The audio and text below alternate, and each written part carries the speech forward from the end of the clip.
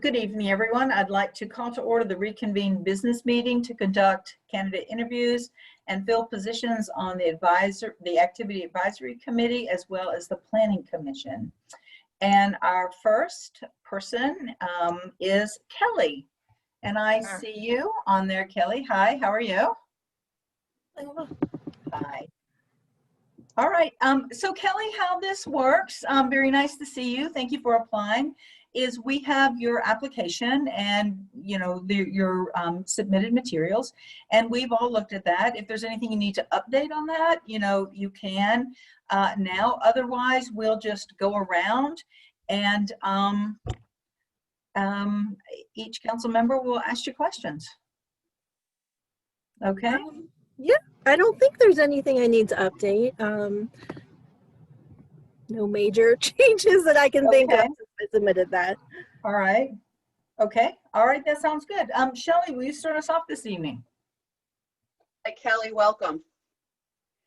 I will try to keep this moving. I do have a few questions for you, though, but you have to get a lot of questions from a lot of people in a short period of time. So I really liked your statement that you wrote with your application on your focus on diversity and making it a welcoming environment to everyone. So first question is, if appointed, what groups or types of activities might you focus on to support that? I think COVID definitely makes that more challenging because, it's hard. When I was at one of the meetings in August, we had mentioned maybe trying to do something with the township for Halloween. But you can't really get big groups of people together right now. So that's definitely challenging. And so I think really focusing on maybe smaller events that are more targeted, maybe events for children, events for older people, events for singles. So maybe it's more targeted so there's fewer people so we don't break any rules from the county or state. And then it's got to be virtual events, reaching out to people to see what kinds of things they're willing to do virtually anymore because people are getting zoomed out, and what kinds of things they're interested in, what they're looking for. Okay, fair enough. Are you familiar with the town's Community Day event? Oh yeah, yeah. That's I participated in that we've lived here for a long time. Okay. My husband and I have been married for 17 years and we've always enjoyed that. And actually last year, my Girl Scout troop participated in the parade. So that was so much fun and they were really disappointed they couldn't this year. So we're keeping our fingers crossed for next year. Well, right now there's still a Community Day committee, but it now falls under the Activities Committee. And I think that there's thought to how to improve it, because it's a great event. But since you've experienced it, does anything come to your mind that could make it a much better event, more attractive to greater numbers of residents of all ages and diversities and so on? I think we definitely would have to think about the parking situation and getting people to that location. I have a child with special needs, and I have heard from other people in the community, they don't feel like it's the most friendly thing for especially children with special needs. I would love to see maybe a tent set up with a space where if a kid needs to go to sort of gather themselves or their family needs to take them, sort of in special education, we might call it like a sensory room kind of thing. It would be really easy to set up and really easy to add. Just if it doesn't even get used very much, it makes families like mine feel wanted there. And we don't always feel wanted places. So when you know that a committee has thought about you and made a place for you, you want to go. You feel like you're wanted there. That's a fabulous idea. Thank you. I will pass on the gauntlet. Mike? Shall I ask my question? I'm good. Okay. David? Hi, Kelly. Thanks for interviewing with us. My question, I guess it's somewhat connected to the last one, but you said you've lived here for a while. Are there any, and it doesn't have to be specific, it could just be a type of thing, but is there anything in particular that you'd like to see in terms of an activity, an actual activity, you know, whether it's something specific you have in mind or just a general idea of something that you haven't seen since you've been here? I haven't really seen a lot of activities for families. And they're sort of random, like here's a random movie night, here's this night, here's that night. I would love to see a regular occurrence that people put on their calendars and they know it's going to happen, like Community Day. You know, like we plan for that. As soon as that date comes out, my family puts it on our calendar. That's what we're doing that day. You know, things for the holidays are easy to plan around because you have a theme. But even when it's not a holiday, you know, just fall festivals, spring party, or a movie night, and it doesn't even always have to be the same thing. But I would love to see some more regular events for people to look forward to. Excellent. Well, thank you very much. Angela? Hi, Kelly. Thanks for interviewing with us this evening. I thought your letter that you included was really great. I appreciate seeing that you've attended some meetings to kind of see what's going on, and I have no questions for you at this time. Thank you. Carolyn? I actually don't have any questions either because I've worked with Kelly and met her through several different events and situations with the People's Elementary School. So I know her involvement and leadership in the town, and so no questions. Thank you though. Okay. How about Tricia? Hi, Kelly. Thanks for joining us tonight. My question is, one thing I've noticed working with the AAC recently is hard to get off the perception that McCandless is North Park or is NA schools.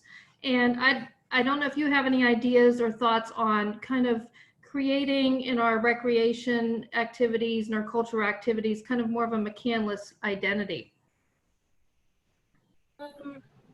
I think using the space by the town hall more would help. If we don't want to be perceived as being North Park, then we shouldn't use North Park to hold events. Or if we don't want to be perceived as being the school district, then we shouldn't hold events at the school district. And we have that space available by the town hall with the field and playground and everything, you know, right there.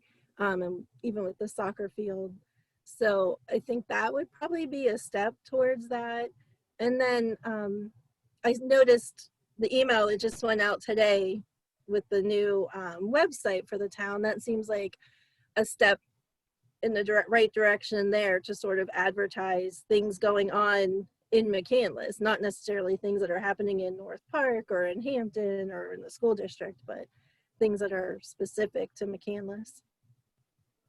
Thank you. Thank you, Kelly, so much. I appreciate you applying and sitting through the interview and with all this crazy Zoomness. And we actually are going to be nominating and voting tonight, so you don't have to wait very long at all. So thank you for your time, and we're going to move on to Matt now. Bye.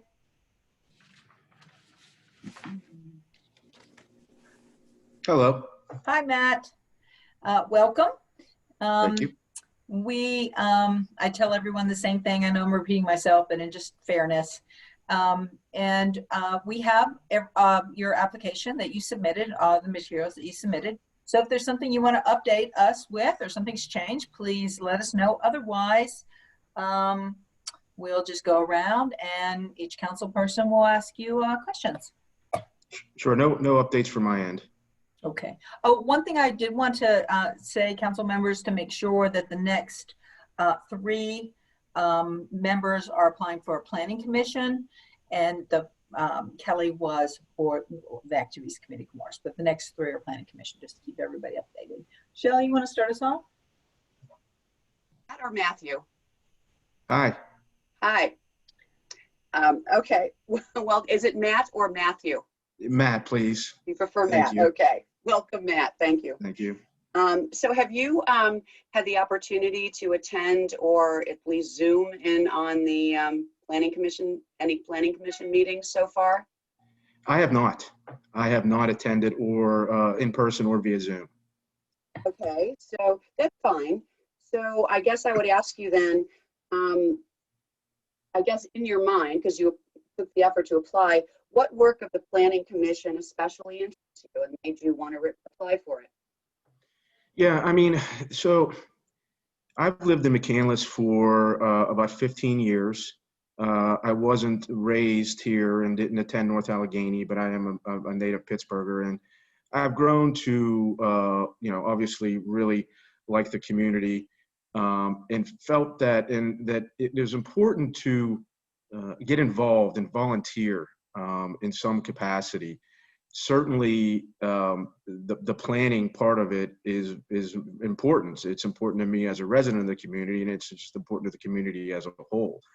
And I thought when I saw the emails come out and sort of looking for volunteers and things of that nature, and I kind of looked over a lot of the different opportunities, and the Planning Commission was the one that jumped out at me because I felt that was a great way to have an impact and be able to provide input on where the township goes, moving forward. And that's kind of what interested me about it, as opposed to the other sort of volunteer opportunities. Okay, good answer. Thank you. That's all I have. Okay, Mike?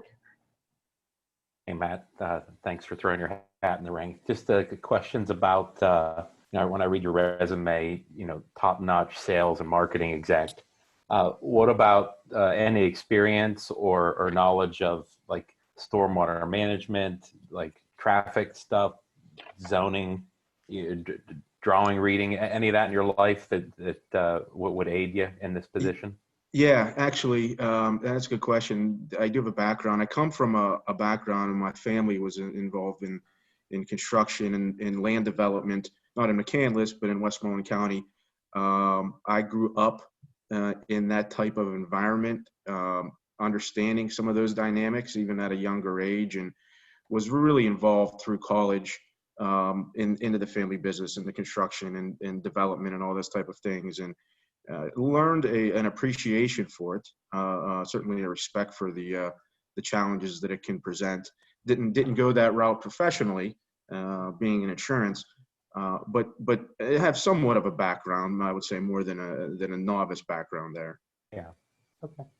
Okay. Thank you. Sure. All right, thank you. David? Matt, thanks for applying tonight and interviewing with us. I don't have any questions for you right now, so I'll pass it on to the next person, but thank you very much. Okay. Angela?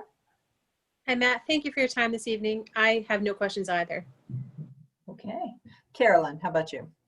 I might have missed this part, Matt, but I was curious, how long have you lived in McCandless for? About 15 years. Okay. That's it. Thank you. Okay. Tricia? Hi, Matt. Thanks for joining us tonight.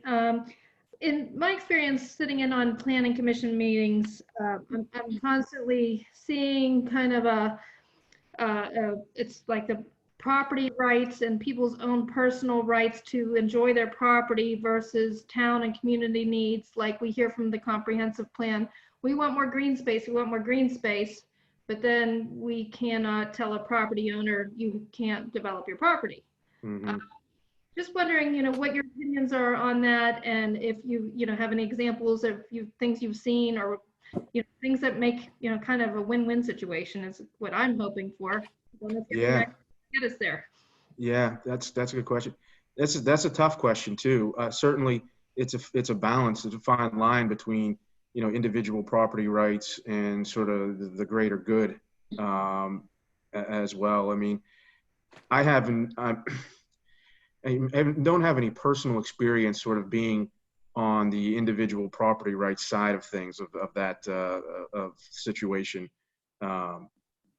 But I do support parks and recreation. I serve as vice president of the McCandless Athletic Association, Baseball and Softball Association, fairly heavily involved there, and believe that those type of associations, whatever it is, not just baseball, is vital to a community. So I support that, but I do empathize with the individual property owner in that situation as well. I don't have any definitive examples or real sort of real life examples, but I certainly appreciate the challenges there. Thank you. I just keep asking, hoping someone might have the crystal ball.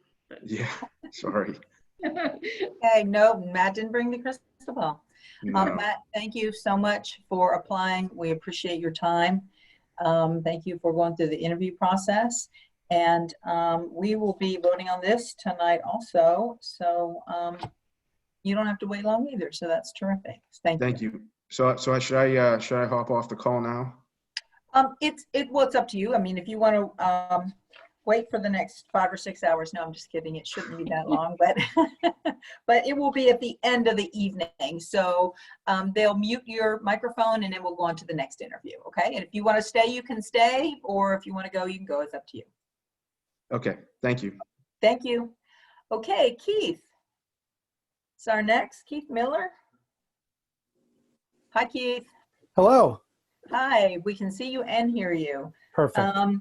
So welcome this evening. We appreciate you applying, and we have the information that you sent us, your application, and all the information that you sent us, of which we've looked over. So if there's anything that's changed you need to update, you can certainly do that.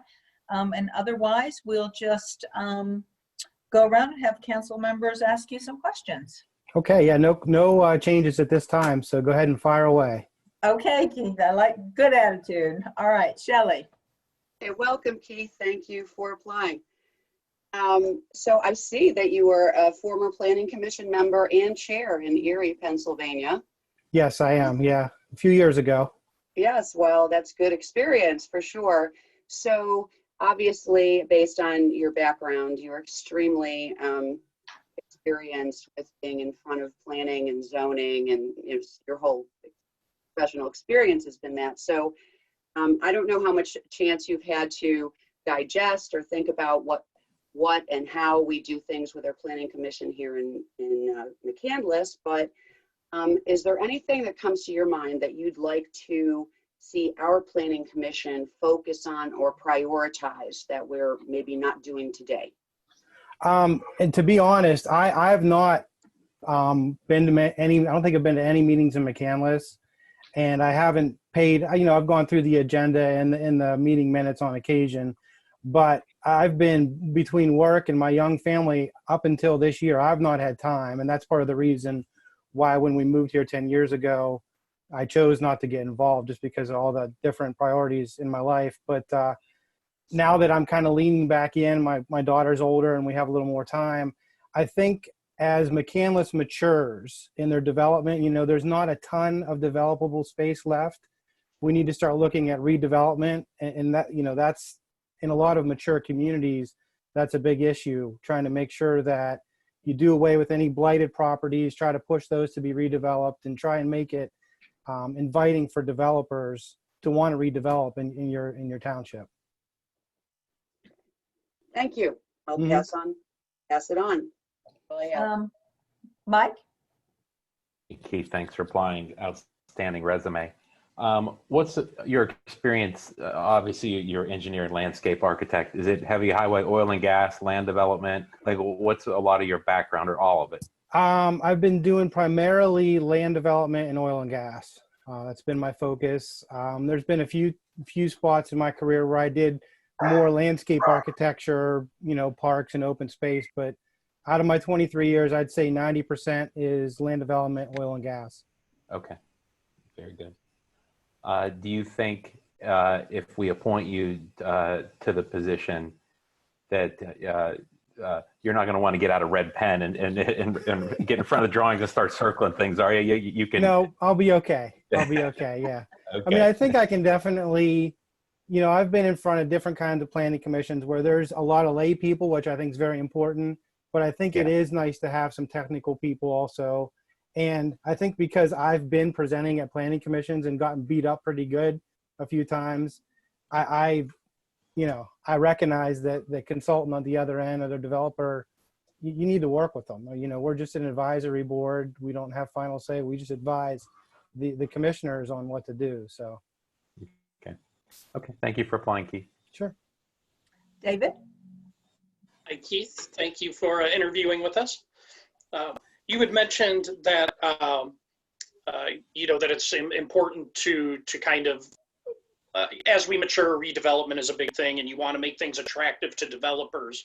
What, in your mind, are some things that we can be doing to do that, or one thing that maybe sticks out to you? That's a good question. I mean, there are different tax opportunities out there, I think, that can be explored. That's probably a big one with developers. I think just trying to make it known that there are areas that can be redeveloped. Whether you advertise on your website or just try to promote it somehow in creative ways. Okay. Thank you very much. Good idea. Angela? Hi, Keith. Thank you for applying. David kind of asked the question that I had planned to ask, but just to kind of piggyback off of that, do you have any experience incentivizing redevelopment in your past work? No, I've not really been involved in any of the grants or anything like that as far as incentivizing. I know there's lots of different opportunities out there, and when you work with like the local legislators and things like that, you can do that also. But personally, I don't have any experience with that. Okay. Thank you for your time, Keith. Mm-hmm. Caroline? Quick question for you, Keith. So I see under your honors, affiliations, awards, and for the Council of Landscape Architects, that is the registration board in Reston, Virginia. Did you do any work down there in Reston? No, not in Reston, no. So what that is it's basically a nationwide organization that administers the registration test. Okay. And they're focused in Reston. So I went down there for meetings, but as far as doing any professional work, I did not. Okay, because I know in the last 20 years, the development down there was off the charts, so I didn't know if you were part of that. Yes, no, I wasn't, but I've been down there to see it, and there's a lot going on for sure. Yeah, okay, thank you. Mm-hmm. Tricia? Hi, Keith. Thanks for joining us. And my father-in-law is a landscape architect as well. I know how tough the job can be. It sounds like it's always fun, but it not always is. But in terms of what you were saying about encouraging businesses, one of my priorities for our town is to really welcome small business, and especially now with pandemic and so many small businesses really suffering. Do you see a role that the Planning Commission could play in welcoming more small businesses into our community? I mean, I think, I haven't studied the ordinances too closely, but I think we could probably look at trying to create opportunities through the ordinances, maybe trying to make some opportunity zones in those areas, maybe along some of the highway corridors, things like that. Again, I'm not super familiar with the town ordinance itself, but that's just something that comes to mind is trying to make some minor tweaks. I'm sure the attorney, Mr. Rob, probably has some thoughts on that, but that would be my first thought. Great, thank you. Yep. All right. Thank you, Keith. We appreciate so much you applying. That's all of our questions for this evening. And later tonight, we'll make our nomination and do our appointment, okay? Thank you very much. Thank you. All right. Our next, council's really zooming through these interviews tonight. Our next applicant is Greg Wilkoskas. Greg, are you here? I have sent him a camera request and a microphone request. Is there any reason to suspect the phone number may be his on there? There's a lot of reason, but in all fairness, he may just absolutely not. Oh, there you are. I was going to say, he may be shocked that we're ready for him already. Yeah. I was told 7:15. Yeah. You were Greg. We're making like record time tonight. So oh, great. Yeah. So you get to go early tonight, and then we'll have a little bit of a break between our two meetings, I think. So, Greg, I tell everyone the same thing, just in fairness. I know you know this, but I'm going to tell you anyway. That is, we have everything that you submitted to us. If there's something that you need to update or to change that's changed, please let us know. Otherwise, we will go around and start our questions. Yes, my application merely lists some of the education and military background and touches upon the work I've done professionally. In order for town council to determine whether I'm someone that could assist planning commission and town council in various matters, I think it would be best for me to outline what skills and attributes I feel I have. Some of the things I did was ensure responsible development. For example, there is an area behind Ridgemont Drive and Haw Drive that is designated as resource protection land under the zoning code. Some of the resource protection land there is used as a buffer, used to provide a buffer between the residential and the commercial properties. The area is west of McCandless West. You get there by going north on McKnight Road from its section and go left once you reach Duncan Avenue. But instead of turning right to go to Lowe's, you travel about 100 yards and the resource protection land is to the right as you travel to LA Fitness. There's a walking trail that connects Ridgemont to Carson Middle School. It is a greatly traveled trail, has been there for quite a while. One of the things that makes McCandless enjoyable is to use these neighborhood trails, and the neighbors really enjoy it, walking, biking, jogging, etc. I showed up at a planning commission meeting once, meeting in 2016. I was not currently the liaison then. I didn't become a liaison until 2017. And developers were making a presentation to build an elder care facility. I discovered the facility was going to be built on resource protection land behind Haw Drive. The developers wanted to have a credit put in the zoning code that would allow them to substitute resource protection land for other resource protection land. They would not say where the land was that they wanted to use as a replacement. I got council to refuse that request, and they did not amend the zoning code, to allow for the credit. The developers ended up building the facility along McKnight Road, just south of Duncan Avenue, and is named Anthology. The developer sold Anthology in September of 2019 for $28 million. Another project I feel that could impact the resource protection land use as a buffer area between McCandless Crossing West and Ridgemont Haw Drive area was a small format hospital built on the corner of McKnight Road and Duncan Avenue West. Allegheny General Hospital owns it. AGH wanted town council to amend its zoning code to allow a credit, again, against a resource protection land to enable AGH to use the resource protection land to build their entrance into the small format hospital. It seemed to me that since resource protection land to be used as an entrance was not, as it was in the case of the building of the elderly care facility, a buffer between the commercial and residential area, no one would complain about them using the resource protection land to build an entrance. I suggested AGH go before the zoning hearing board for hardship variance and forget about amending the zoning code to allow it credit for resource protection land, which credit other developers could use to substitute resource protection land that could impact the buffer area between commercial and residential properties. AGH did go and get the hardship variance before the zoning hearing board, and instead of requesting town council to amend the zoning code. Finally, I would like to touch upon excuse me, cigarette. I would like to touch upon my observations with respect to the designation of an area of the town for fracking. A resolution was passed at the town council meeting on June 22nd of 2020, applying the pending ordinance doctrine and thereby making immediately effective an ordinance amending the codified ordinances of the town to adopt additional regulation and conditional use criteria governing oil and gas well production, and to restrict oil and gas development to the I institutional zoning district in the town. The I district is the area designated for churches, cemeteries, schools, parks, hospitals, government buildings, libraries, nursing homes, and utility structures. At the May 5th, 2020 Planning Commission meeting, Brendan O'Donnell, a new member of the Planning Commission who appears quite knowledgeable in the fracking area, at approximately the 1 hour and 32 second, 1.32 mark of the meeting, said that oil and gas development is incompatible with the purpose of an institutional district. The chairman of the Planning Commission agreed with him. In fact, Brendan said at approximately the 1.33 mark of the same meeting that a built-out community does not have to provide for every conceivable use. I strongly suspect that McCandless is such a community.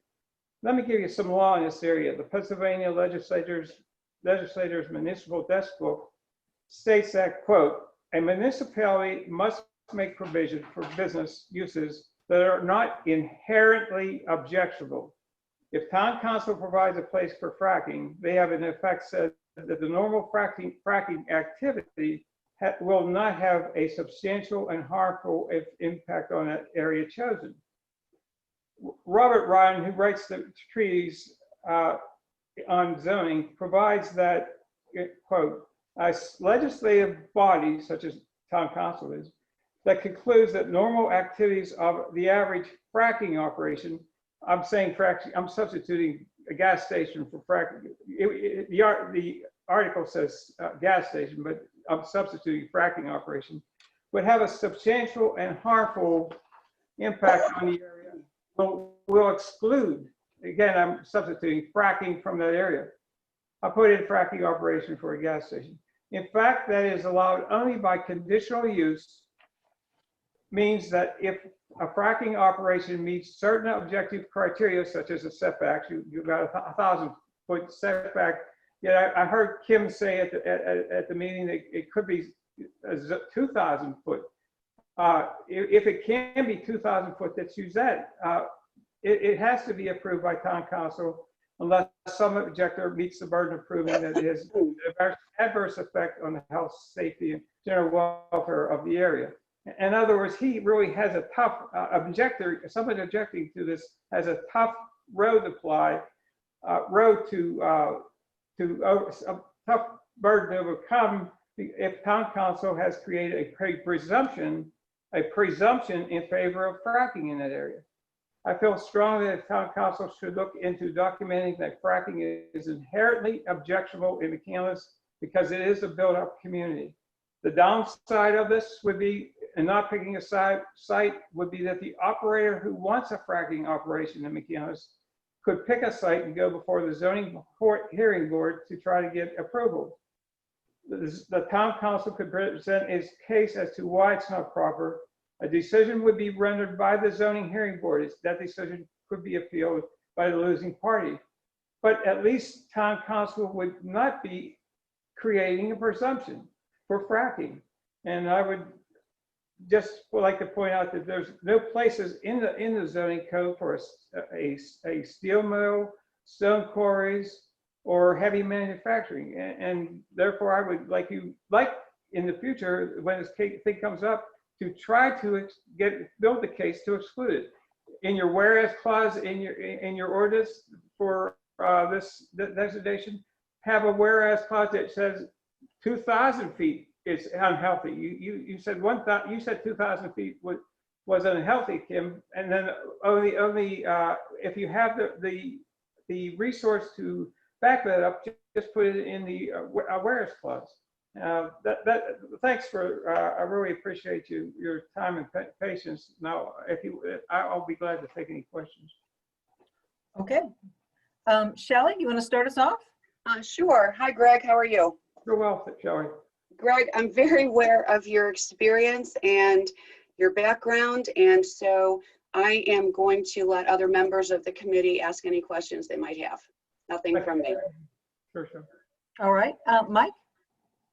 I don't really have any questions. I don't know Greg personally, but the short time I've been on council, just the incredibly detailed emails that we get for comment period, I see the quality of work that he would do.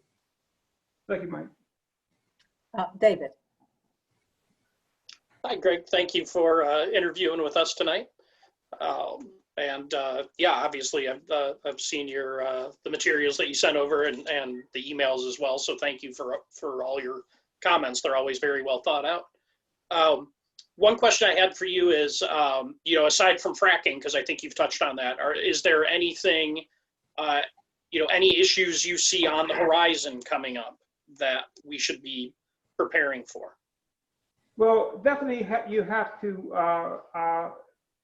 make sure that what you're getting is not some canned a preconceived plan that someone wants from the beginning and just goes through all the hoops. You should be aware of what has been done and look at the details. And I'm just saying, certain people have preconceived plans of what's to be done, and they'll push it through without really considering the alternatives. An example would be the thing they did with the implemental plan, which is a resource that tells which direction the town is going in as far as development. Now, our implemental government plan on page 92 of the draft, there was a mention of changing the zoning from having planning commission consider changing the zoning from RC to RC from R2. So it would go from a residential zoning, which is now, to a RC, which is residential commercial. And that could allow businesses to come into this particular area. Now, we have an RC district that starts from the Ross border to USB Bank, Prescott. If you know, there's a water tower on the other side of Route 19, and UAB is on the, as you're going north on the east side. But they were going to put that in the it was in the draft implemental plan, and instead of and I said, well, I brought it up at the planning commission, which was really a general meeting for everybody. That the reason, and I read what the reasoning said, that it was because there were few, if any, single-family homes there. Well, I looked at the detail. I looked at the place, and I knew that was wrong. And I brought it up to the planning commission that type of representation should be avoided. But the planning commission passed it anyhow. I went then to I went door to door to the neighbors in those homes that weren't supposed to be there, and told them what was going on. I put it on the zoning board zoning committee meeting and had them come in and voice it, and then town council took it off. Thankfully, Kim Zachary was instrumental in getting that taken off. But that would have changed a whole area from being residential into residential commercial. Thank you. Okay, sure Dave. Angela. Hi, Greg. Thank you for interviewing with us this evening. I've gotten to know you over the past couple of years as very thorough and detail-oriented, and as a man who cares deeply for your neighbors. What I didn't know until I saw your application was about your Army service. So I wanted to say thank you for that. And I have no further questions for you this evening. Okay, thank you. All right, Carolyn. I would have to have the same thing. I know Greg, I've known him for over the years. I know what a wonderful job he's done and everything that he's done and given back to the community. So really don't have any questions, but just want to say hi and thank you, Greg. Okay, thank you, Carolyn. Okay, Tricia? Hi there, Greg, and I want to also thank you for, even though you're not on council anymore, for continuing to be involved and to look at the issues and give your opinions and everything like that. I know I myself as on council, it always helps to get some history and things like that, and I really appreciate you making the effort and taking time to do that so far. I also, want to thank you for your work on the resource protection land. I think that is critical. So many people I speak with in this town really want to keep our green spaces green and have the ability to have the recreation opportunities like walking trails and so forth. And in light of that, I guess, I have the same question I asked of Mr. Cuomo, how can we balance keeping those green spaces with the rights of individuals to develop their land as they see fit? Is there, do you see the town playing a part or taking a stronger role to keep the green space? What can we do? Well, in the zoning, you have setbacks, that keeps certain barriers between houses, essentially houses against houses. But keep the resource protection land between the commercial property and the keep it as a buffer between the commercial property and the residential property. One area where it was not kept very well was Demler Court. If you've ever been up at Demler Court, you see hanging over the houses on Demler Court, a fairly big hotel room. Home two, yeah, thank you. And try to avoid that type of stuff. Just responsible development. You have to get a picture of where this thing is going to go. They set these things up 20 years ahead of when they're going to be developed, and then there's a mistake made that it really impacts people. Yeah, thank you. I appreciate your perspective. Thank you. Okay. Sure, Trish. Thank you. I appreciate you applying for this. I know this is your baby. This is where your interest has always lied.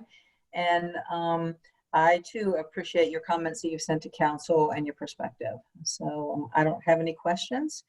And I think that's it. Again, thank you for applying.